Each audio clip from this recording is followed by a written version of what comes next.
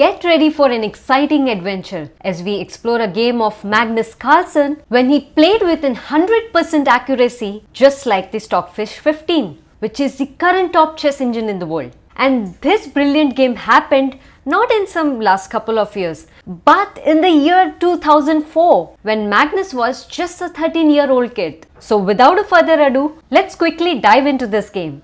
Magnus was playing with the white pieces and his rating was 2552, which is quite low, but Magnus was just 13 at that time, so that's not a bad rating for his age. And in this game, Magnus was playing against international master Deepan Chakravarthy, who was rated at 2331. And this game happened in the 6th Dubai Open in 2004. So let's quickly start the games. So Magnus started the game with e4 and Deepan played c5, which is the Sicilian defense. Magnus played knight f3, Deepan played knight c6, knight c3, knight f6, pretty standard openings, bishop b5, and now Deepan played e5, which is the traditional line of the closed Sicilian. And here Magnus decided to trade minor pieces, so he captured Deepan's knight. So bishop takes knight, pawn takes bishop, and now since this pawn is hanging, Magnus played knight takes pawn, and here Deepan played a very great move, knight takes e4, regaining the lost pawn. Well, it looks like he's sacrificing a piece, but actually he isn't, because when Magnus captured this knight with his knight, here Deepan played queen d4, forking both the knights. And this is slightly inaccurate because the best move here would have been queen to d5. But anyway, since Magnus can save both the knights and since he has to give back the knight, so he simply focused on getting his king to safety. So he castled kingside and Deepan took the e5 knight. And here is the key moment in the game. And that's because, as you can see, the opponent's king and the queen are aligned on the same file and the file is completely open. So what would you play here? Feel free to pause the video and find the correct answer. So here in this situation, any normal player would play rook to e1. And rook to e1 is actually a very good move because you're threatening to win opponent's queen by playing either knight f6 or knight d6 check. But when you're on your journey to becoming the greatest of all time, you don't play the best move. You play the brilliant move. And can you find the brilliant move in this situation? So here, if you play rook to e1, then that is too slow because the opponent then can play bishop e7, developing his dark squared bishop and also getting out of this threat of queen being attacked. And notice the opponent's king is still in the center of the board and he's still 2 moves away from castling and getting to safety. So instead of playing slow, Magnus decided to go aggressive and sacked his pawn with the move d4. d4 is absolutely brilliant. This pawn now is attacking the black queen. So black has to deal with this pawn. Either he has to move his queen or he has to capture this pawn. So black is forced to deal with this pawn and thereby he is not getting time to develop his bishop and castle his king.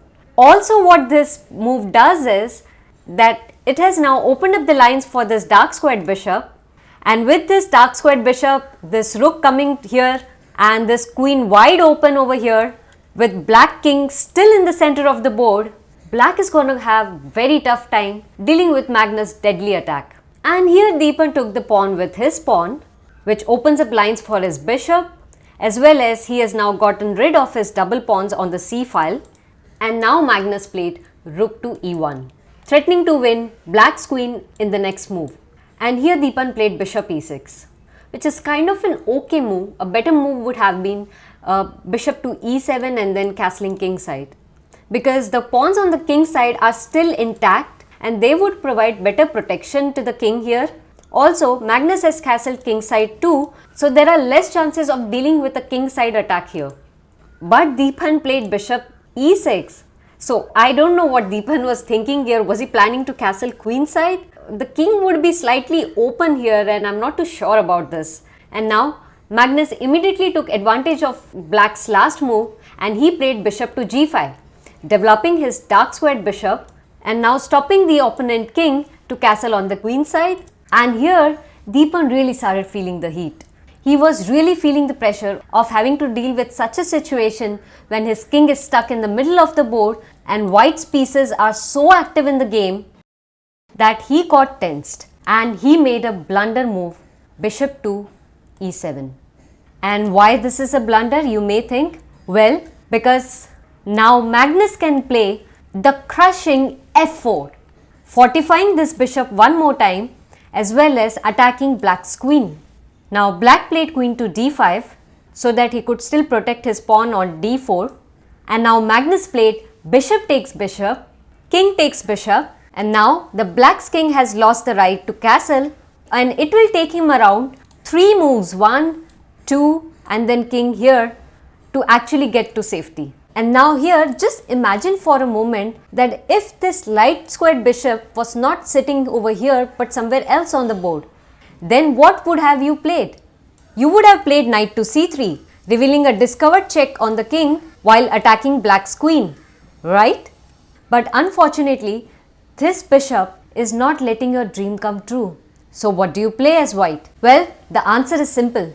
Whoever comes in the way of your dreams, just kick him out. And that's what exactly Magnus did.